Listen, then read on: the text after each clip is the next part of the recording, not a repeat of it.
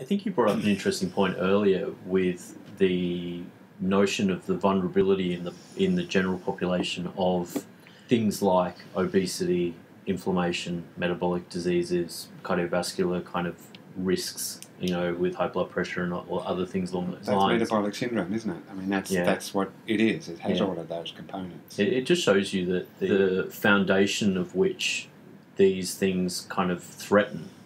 So as soon as you get some form of intense kind of challenge to the body when you have metabolic syndrome or you have some of these particular risk factors, the period of time between when you can take action and when you can't is actually really, really short. Yeah, that's true.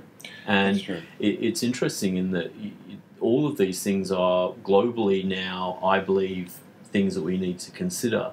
And I think the virus itself and the way that the pandemic has spread over the world, we're seeing a very universal kind of cracks in the foundations in relation to exactly what all this means for society in general. It's kind of a pity the messaging hasn't been more about, hey, reduce your risk, reduce your risk. It's not just about the hygiene message. I think governments have a really good opportunity here to, put out health messages about, these things do create risk for you. To lose weight, to reduce, to manage your predispositions, in other words, with more than just some drugs. Of course, as functional medicine practitioners, that's how we prefer to go about it. Don't have a supplement deficiency. No, and then there's things like berberine. Berberine is quite a remarkable herb because it does manage metabolic syndrome extremely well. It lowers cholesterol. Apart from its anti-inflammatory activities, it's somewhat really antidepressant, partly through the anti-inflammatory activities. It's a herb that has a massive amount of functions, and even put it head-to-head with metformin.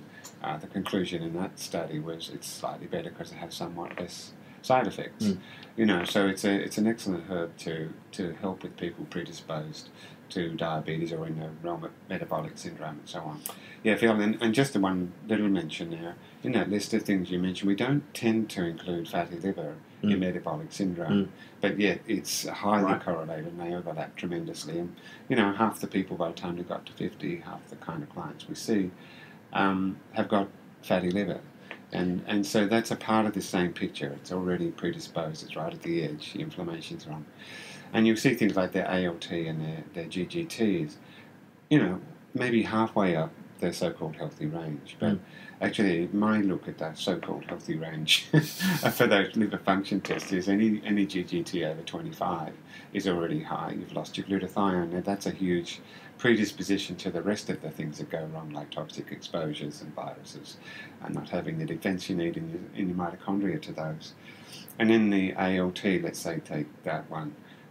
Again, if you go very far into the range, even 20 or 25 again in that range, you're already having destruction of liver cells going on. It's like, it's already happening, before you start to get to the pathology. And this is the distinction between functional medicine and pathological medicine. Is yes, by the time you're getting up into the 50s and 60s with those numbers, you've got a pathology in your liver and you're probably well on the way to whatever it might be. It's the functional part where you start to see that stress is where we need to take action with our glutathiones and our, corrections of the diet to reduce the carbohydrate and fat load or the unhealthy fat load, all that stuff. Have you seen a correlation with some of those GGT numbers and GSTM1 gene deletions as well? Do you find that, and I think we may have touched on this previously, but I think, and just as a side note, if you want to learn more about our recommendations for immunity, just go to the last episode of this podcast because we spent a good 45 minutes on it. With the GSTM1 deletion and how that almost precurses people, are we now seeing the future of natural medicine's role moving into prevention, as far as do we now see the reality of what prevention now looks like for people? And I think what you've brought up with the liver especially is that fatty liver is actually taking over from diabetes.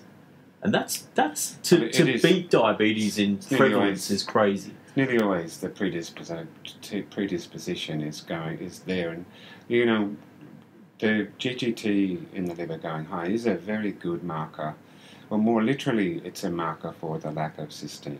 Okay. And N-acetylcysteine inferred in that is that produces the GGT response. So you're running out. Where's your cysteine going when it's going into your glutathione? So your glutathione is deficient or depleting. When that is going off, then there's this methylglycol, glycol. Sometimes in the reports, the researchers always just put it down as Mg, so you don't have to use the word. Anyway, that is one of the protective nutrients that has to be recycled with glutathione. Right. Once it builds up, you become insulin resistant. It's crazy, isn't it? So it's like there's a whole stream of research going on at the moment. Is this methylglycol? I'm not quite confident in how I'm saying it, glycol or glycol or whatever, Mg. Which is depleted by a lack of glutathione, being able to get rid of it. So this insulin response comes very closely along this line related to the liver. And so then what's causing the depletion in the glutathione? It can be this genetics of the deletion. And it's very common, 40% of people don't make enough of the glutathione owing to that, which is all very fine if you're living as a peasant, which is, how come it can become, so prevalent in our society, but it's not a good one for a polluted society.